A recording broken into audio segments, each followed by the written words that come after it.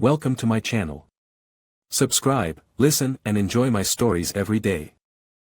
The soft click of the back door at 2 a.m. was not part of the usual nightly symphony of our quiet suburban home. My eyes snapped open, my heart thudding with sudden alarm. There was a stranger silhouette against the faint moonlight, creeping with an unsettling familiarity through the kitchen. The intruder was no random burglar. It was someone who knew exactly where the silverware clinked and the floorboard sighed under secret weight. Gripping the baseball bat beside our bed, I eased out of the covers, careful not to wake Andrea, who lay beside me, breathing softly. Creeping down the hallway, every step I took was calculated to avoid the usual creaks. As I approached, the intruder's features became clear under the dim kitchen light. It was Mark, a coworker of my wife from her office. What in God's name was he doing here? Mark? I hissed, my voice low and dangerous. He jumped, turning around, his face drained of color when he saw me. Tom. Oh man, you scared me. I just came to, pick something up. At 2 a.m.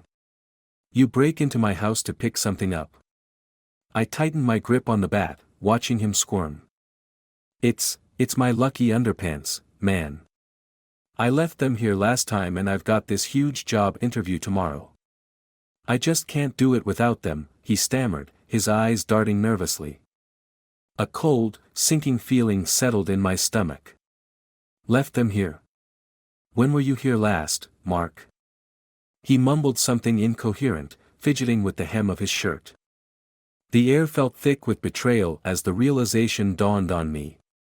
My gaze turned to the staircase, half expecting Andrea to appear any moment. But she didn't. She was still asleep, or at least pretending to be. Let's say I believe you, Mark. Where did you leave them? I asked, a deceptive calm coating my voice. In your, in the guest room, he corrected quickly, too quickly. The guest room, the one place Andrea had been obsessively cleaning the past few days, claiming she wanted everything perfect for her visiting mother next week. Let's get them and you can leave, I said, motioning him towards the stairs. As we climbed, each step felt heavier, laden with the weight of my crumbling trust. We reached the guest room, and he hurriedly went in, rummaged through a drawer, and pulled out a pair of red boxers with ridiculous green shamrocks. There, got them. His relief was palpable, but it did nothing to soothe the burning rage inside me. Get out of my house, Mark. And hope to God you never have to see me again, I growled, my hands trembling with a mix of anger and shock. He didn't need telling twice. The moment he left, I turned back to the room that had harbored their secrets, my mind racing. The betrayal was clear, and the pain was sharp, slicing through the remnants of what I thought was a faithful marriage. I couldn't just climb back into bed next to Andrea, not now. The man she had been cheating with was just here, driven by desperation for something as mundane as his lucky underpants. As dawn crept up, painting the sky with streaks of betrayal, I knew what I had to do. This wasn't just a simple affair, it was an invasion of my life, my home. I would confront Andrea, but I wouldn't stop there. My revenge would be meticulous and thorough. Our marriage was over, and her life as she knew it would be too. She just didn't know it yet. The first light of morning filters through the blinds, casting long shadows across the kitchen where I sit, a mug of untouched coffee growing cold in front of me. The events of the night replay in my mind like a grotesque film, each scene sharper and more painful than the last. I hear Andrea stirring upstairs, her footsteps cautious as she descends the staircase. It's time. She appears in the doorway, her hair tousled from sleep, a nervous smile playing at the edges of her lips. Morning, Tom. You're up early, she murmurs, approaching to kiss my cheek. I pull away, the distance between us filled with the chill of unsaid words. Andrea, we need to talk. Now. Her smile falters, her eyes searching mine for clues. What's wrong, Tom? You look. Is everything okay? I pushed the mug aside, my voice steady. I caught Mark in our house last night. He came for his lucky underpants he left here. Want to tell me what that's about? The color drains from her face. Mark? I don't understand. He shouldn't. She stops, catching herself. Shouldn't have been here. Yeah, I figured that part out, I snap, my temper flaring. Andrea, I'm not a fool. How long has this been going on? She sinks into the chair opposite me, her hands trembling. It's not what you think, Tom. It was a mistake, a stupid, terrible mistake. A mistake that walked back into my house to retrieve his underwear. That's premeditated, not a slip-up, I retort, the bitterness coating each word. Andrea's eyes fill with tears, her voice a whisper. It was just a few times. I was going to end it. I love you, Tom. The confession hits me harder than I expect. The room spins slightly as I try to process her words. A few times, in our home, Andrea. How could you? I'm so sorry, Tom. I never wanted to hurt you. It just happened. She reaches across the table, but I pull back, standing up. Save it, I growl. I trusted you. And you brought him here, into our home. You've humiliated me. She stands too, desperation painting her features. Please, let's talk about this. We can go to counseling. We can fix this. Fix this. The suggestion seems ludicrous. The foundation of our marriage, built on trust and love, feels irreparably shattered. I want a divorce, Andrea. I can't look at you the same way. Every time I see you, I'll think of him, of you betraying me here.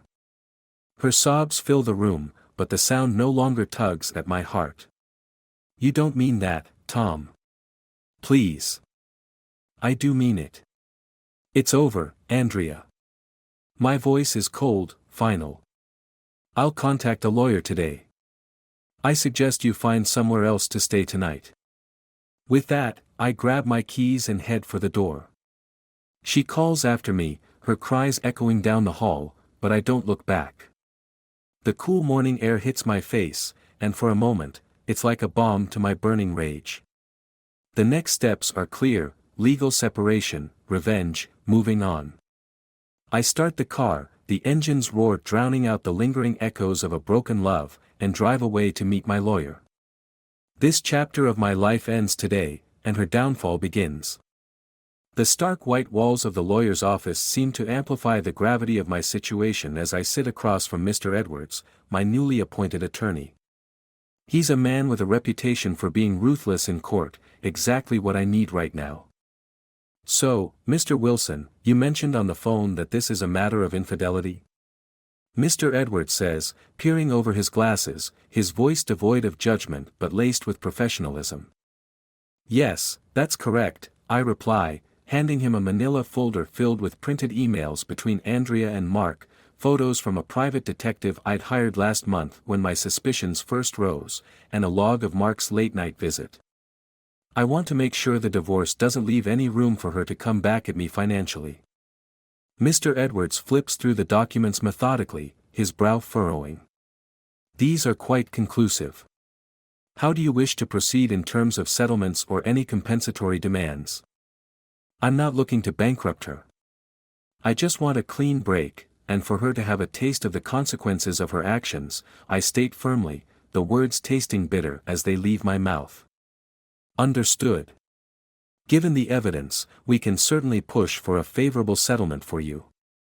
It might not need to go to court if she's willing to cooperate, he notes, typing something briskly on his laptop.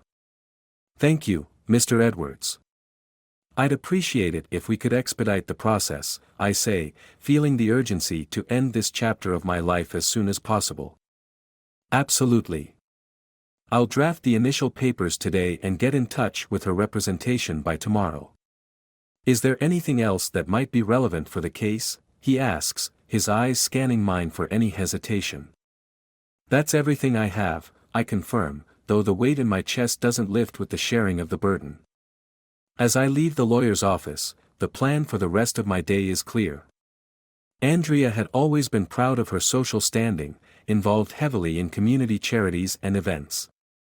It's time her circle knows the truth about her pristine image. I start by calling a few close friends who need to hear the news from me first. Their reactions are a mix of shock, support, and in some cases, silence, which speaks volumes. Next, I draft a careful, factual statement about our pending divorce due to Andrea's infidelity, which I then share with a community online group, a place where she often boasted of our perfect life. By the time I pull into my driveway, the sky has turned a grim gray, mirroring the storm brewing in my life. I find solace in the fact that I'm not under the same roof as Andrea tonight. She's staying at her sister's, likely weaving her narrative of the split. My phone buzzes continuously, notifications pouring in, some from acquaintances expressing their surprise and disappointment, others from mutual friends picking sides. I ignore most, focusing instead on the few who offer genuine support. Dinner is a solitary affair, just me and my thoughts, which are interrupted by a knock at the door. I open it to find Mark, his eyes wide with a mix of fear and defiance. "Tom, we need to talk," he stammers, obviously uncomfortable standing on my porch. "There's nothing to talk about. You've done enough," I say coldly, blocking the doorway. "Please, I just want to explain." "I don't need your explanations. Whatever you and Andrea had, I hope it was worth it." With that, I close the door firmly in his face, locking it with a definitive click. Turning back to the empty house, I feel the loneliness settle around me like a cloak. But beneath that, there's a resolve forming, steeling me for the coming days. My path is clear, the legal and social fallout for Andrea is just beginning. Her deception won't just cost her our marriage but her reputation as well. As for Mark, he's already lost everything just by showing his face here tonight. Retribution, in this case, feels not like a choice but a necessity, a means to reclaim some semblance of self-respect. A relentless rain beats against the windows as I prepare for the final act of this sordid drama. Tonight, the community gala, a charity event Andrea has always chaired, will serve as the stage for my ultimate revenge. She will be there, basking in the adulation of our peers, unaware of the storm that's about to break over her. I arrive early, blending into the crowd of well-dressed attendees. The ballroom sparkles with laughter and light, a stark contrast to the darkness brewing within me. I spot Andrea, radiant in a sleek black gown, playing the perfect hostess. Our eyes meet across the room, hers flicker with uncertainty, mine with an unyielding coldness. As the evening progresses, I weave through the clusters of guests, whispering truths veiled as rumors. "Did you hear about the Wilsons?" I murmur, sowing seeds of doubt. By the time dinner is served, the whispers have taken on a life of their own, circling back through the ears of the curious and the concerned. After dinner, as the auction begins, I make my way to the front, a signal to the AV technician, a friend who owes me more than one favor. He nods subtly, ready at the controls. I take a deep breath and step up to the microphone, ostensibly to make a donation announcement. "Ladies and gentlemen, thank you for your generous hearts tonight," I begin, my voice steady. Before I announce my contribution, there is a truth that needs to be acknowledged. I pause, letting the anticipation build. The room quiets, every eye on me. It's about my wife, Andrea, and her contributions of a different kind, I continue, my tone shifting, the edges sharp with scorn. Contributions to the destruction of our marriage through her affair with Mark Simmons. A collective gasp rises from the crowd. Andrea stands frozen, her face draining of color, her eyes wide with shock. Mark, too, is here, and he looks like he might faint. This isn't just hearsay, I declare, turning to the technician. He cues the projector, and onto the large screen flashes a series of damning emails between Andrea and Mark, their intimate words for each other exposed in stark, unyielding light. Andrea rushes towards me, her voice a frantic whisper. "Tom, please, let's talk about this." There's nothing left to say, I cut her off, my voice loud, carrying across the shocked murmurs of the crowd. I filed for divorce, and by tomorrow, everyone will know the kind of deceit you're capable of. She reaches out, but I step back, out of her touch. Mark makes a move to intervene, but the crowd's disapproving glares pin him in place. Consider this my donation, I say coldly. A revelation of character. Good night. I walk out, leaving a trail of chaos behind me. The cold air hits my face, not quite as cold as the satisfaction settling in my chest. Revenge, served before the eyes of those she valued most, strips her of the facade she'd worn so well. Later, I hear that Andrea left town, her reputation in ruins. Mark lost his job, the scandal too much for his firm to handle. They got what they deserved, and I start over, the weight of betrayal finally lifting, leaving behind the detritus of a life I once thought I knew. As I look out over the city from my new apartment, a sense of peace settles over me. The rain has stopped, and the streets glisten under the streetlights, washed clean. Like me, they're ready for a new day.